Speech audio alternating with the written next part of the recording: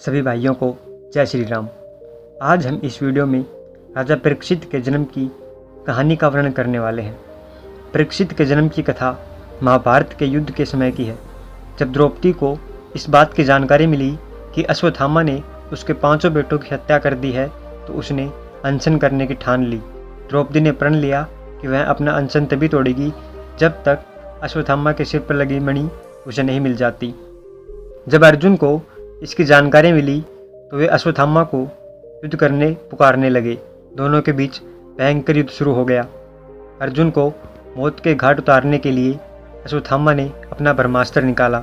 यह देख अर्जुन ने भी अपने बचाव के लिए ब्रह्मास्त्र का प्रयोग किया।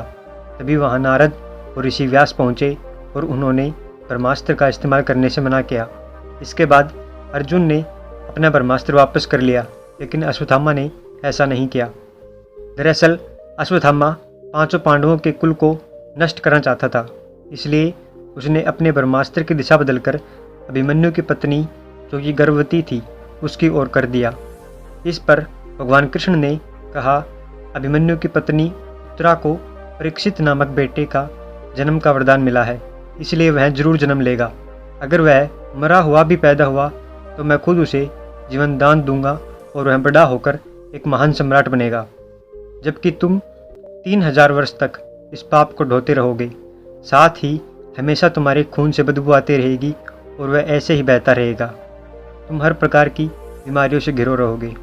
इसके बाद अर्जुन ने अश्वत्थामा को रस्सी में बांधा और द्रौपदी के पास ले गया।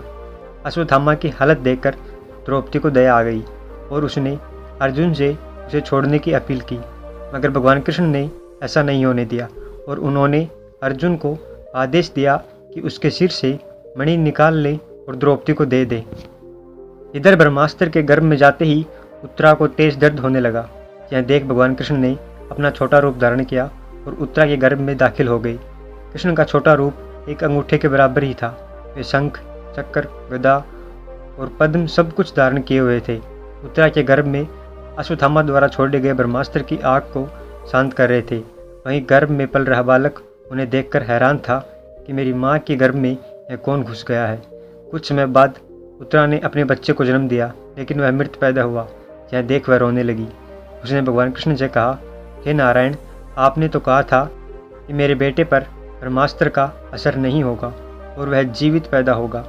वह सालों तक अमर होकर राज करेगा, लेकिन यह तो मरा हुआ है।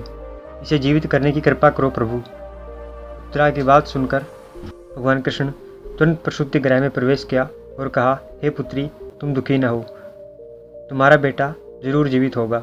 मैंने खुद उसके जीवन की रक्षा की है। इसके बाद कृष्ण भगवान ने मृत बालक पर अमृत में नजर डाली और कहा, अगर मैंने जीवन में कभी झूठ का साथ नहीं दिया और हमेशा ब्रह्मचर्य के नियमों का पालन किया है, कभी किसी लड़ाई में अपनी पीठ नहीं दिखाई है और न ही कभी अधर्म का साथ दिया है, तो अभी इसी वक्त अभिमन्यु का यह पुत्र जो मरा हुआ है वह जीवित हो जाए। इतना कहने के बाद कृष्ण ने जब उस मृत बालक पर अपना हाथ डाला तो वह जीवित हो गया और रोने लगा। इसके बाद भगवान कृष्ण ने ब्रह्मास्त्र को वापस ब्रह्मलोक भेज दिया। यह चमत्कार देख सभी स्त्रियां आश्चर्यचकित हो गई। इसके बाद भगवान कृष्ण ने अभिमन्यु के पुत्र का परीक्षित नाम रखा। इसके पीछे का कारण था कि वह बालक कुरुकुल के नाश के होने पर जन्मा था। वहीं जब युधिष्ठिर वापस आए और उन्हें बालक के जन्म के बारे में पता चला तो वे भी खुशी से झूम उठे और इस खुशी में उन्होंने हाथी, घोड़े, अन्न, गाय आदि दान दिए।